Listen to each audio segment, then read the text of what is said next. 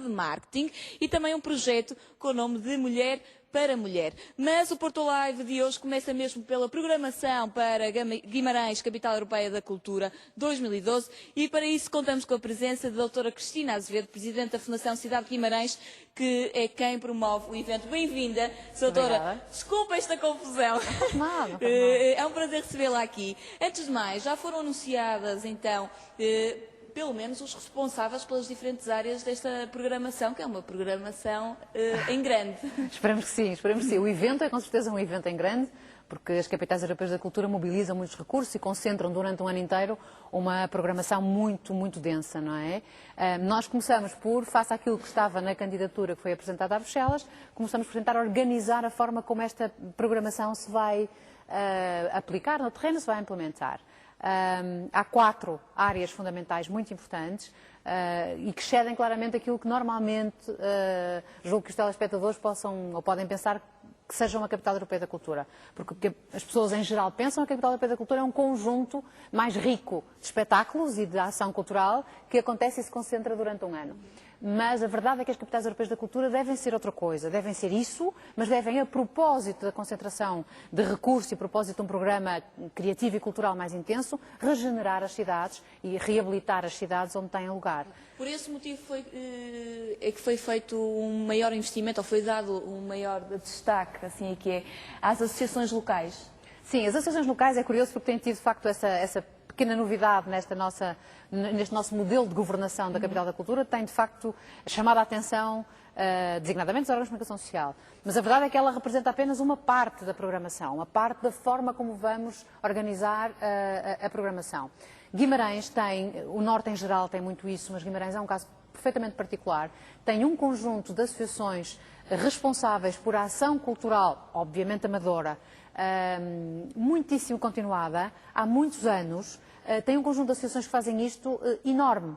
No centro da cidade, portanto um bocadinho mais urbanas, mas também na periferia de um território que, não sei se sabe, mas tem 160 mil habitantes e 69 freguesias, e portanto é um território enorme e muito disperso, mas todo ele muito rico do ponto de vista da ação cultural e recreativa. E portanto nós achamos desde o princípio que esta enorme quantidade de associações e de pequenas instituições que mobilizam toda a população deviam ser contempladas, deviam ter na mão a possibilidade, exatamente, de organizar um programa integrado. E então escolhemos 3 das mais representativas, que têm a obrigação de, por sua vez, abrirem o montante financeiro que disponibilizamos a todas as outras que existem no Conselho e, a partir daí, montar um programa integrado autónomo, não é, que vai correr a par com aquilo que os programadores mais clássicos, digamos, mais disciplinares, vão fazer na área da música, na área das artes performativas, teatro e bailado em particular, na área das artes visuais e na área do cinema e audiovisual, que são aquelas que compõem o cluster artístico.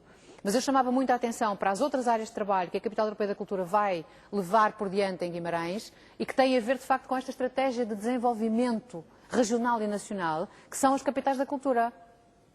E por isso nós temos, para além da questão do programa artístico, que contempla estas 4 áreas, como lhe disse, mais a questão das associações, temos ainda uma equipe de trabalho só a trabalhar a questão do envolvimento da comunidade e, em particular, do programa escolar, uma equipe de trabalho a trabalhar numa questão que eu presumo que uma instituição como o Porto Canal pode interessar muito, que é a questão do cluster das indústrias culturais e criativas, ou seja, a produção de conteúdos, transformar Guimarães como uma cidade que no norte do país ou tem um ambiente amigável para que várias áreas da produção cultural e criativa possam fazer de forma mais simplificada. E, portanto, temos um cluster de programação, como chamamos, cujo título é Cidade, que vai procurar trabalhar, de facto, este novo setor de atividade e concentrar em Guimarães meios e formas de trabalho amigáveis e acessíveis para quem quer, de facto, avançar nesta área de trabalho. Por outro lado, e não esquecendo que as capitais europeias da cultura são uma política da Comunidade Europeia, e muitas vezes isto também se esquece, as capitais europeias da cultura foram criadas por Melina Mercouri, que era uma artista e depois foi ministra da cultura grega muito reputada, em 1984,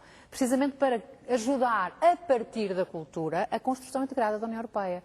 Nós esquecemos muitas vezes que somos cidadãos europeus e que temos a obrigação de contribuir para a construção europeia também na dimensão cultural. E as capitais europeias da cultura existem para isso também. Então nós estabilizamos um outro cluster de programação, a que chamamos Pensamento, para onde vamos convidar, é o único, digamos, coordenador, programador que falta convidar, mas onde vamos, já está em curso esse convite, vamos procurar trazer a Guimarães um pensador ou uma pensadora de nível europeu e que possa trazer para Guimarães durante 2012 um conjunto de debates à volta desta questão da Constituição Europeia e, sobretudo, à volta da Constituição Europeia, que hoje em dia é feita de forma muito multicultural e, portanto, como é que a questão da cultura e das várias culturas que se instalam no território europeu pode ser resolvida para criar uma entidade política mais integrada, está a ver? E, portanto, o desafio na Capital Europeia da Cultura é um desafio, se for levado a sério, muito estruturante. Acredito. Muito estruturante. Mas parece-me que já se pensou muito sobre esta programação. Aliás, os clusters, os 4 clusters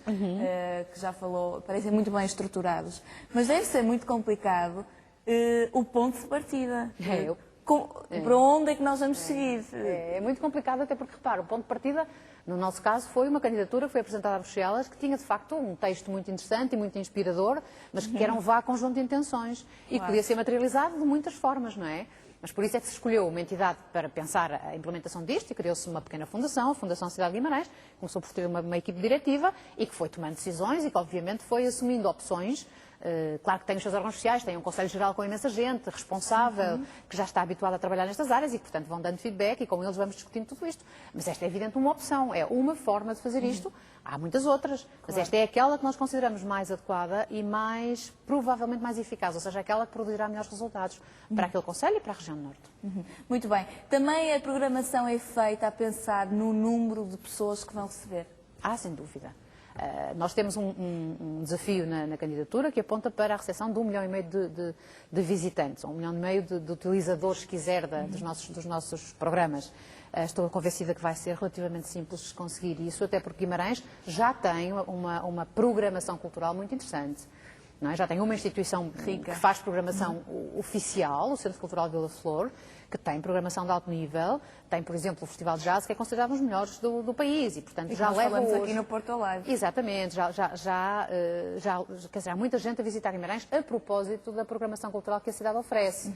Não tenho dúvidas que em 2012 teremos visitantes perfeitamente exponenciais. Quando diz se estamos a preparar a programação para esse público, estamos, e isso quer dizer que ela tem que ser eclética. Claro, o mais ela tem que variado ser eclética, possível, não é? tem que pensar, exatamente, terá que ter vários formatos e terá que se virar, terá que ser destinada a vários tipos de público, sem dúvida. E os portugueses? Guimarães vai ser a terceira capital europeia da cultura no nosso país. Verdade, é verdade. Já estão habituados ao tipo de eventos, iniciativas que as cidades começam a oferecer quando o são? Será que nós já estamos preparados para disponibilizar o nosso tempo? Não é fácil saber. Eu acho que sim, eu acho que a potência por boa produção cultural ou a potência por passar a trabalhar em Guimarães porque há oferta de trabalho noutras áreas diversificadas, como aquilo que é também um dos objetivos que nós temos. Eu acho que há, efetivamente, potencial para isso e a potência para isso. A questão é que as duas capitais europeias da cultura que existiram em Portugal, uma foi muito iniciática e, portanto, ainda ninguém sabia muito bem o que era e durou só 6 meses, que foi em Lisboa, em 94. A 2001, do meu ponto de vista, foi fortemente impactada e negativamente pela questão das obras, que foram muito geridas de forma muito tensa na cidade e que acabaram por atenuar o impacto positivo da questão do programa cultural. Claro, e a Casa da Música foi o exemplo disso, não é? A Casa da Música foi o grande legado e o grande problema. E é porque o grande exemplo, falou há pouco, de facto, houve um impacto negativo. E isso foi o pior para a nossa cidade, porque em vez de estarmos a falar tanto da programação e das iniciativas que decorreram, que foram boas, estávamos a falar do atraso das obras. É verdade. Mas eu penso, tenho dito isto várias vezes e estou muito convencida disso. Eu acho que um dos principais problemas para que tivéssemos essa sensação foi a comunicação. A comunicação da Capital Europeia da Cultura no Porto não foi suficientemente eficaz, porque podia facilmente ter-nos concentrado naquilo que verdadeiramente interessava, que era a obra em material e era a questão cultural. E, portanto, nós teremos muito cuidado com isso em Guimarães. Em Guimarães também existirão obras. São obras diferentes, não são obras tão abrangentes no espaço público do dia-a-dia, portanto, criarão menos tensão, mas são muito convergentes com os objetivos do programa cultural, se quiser.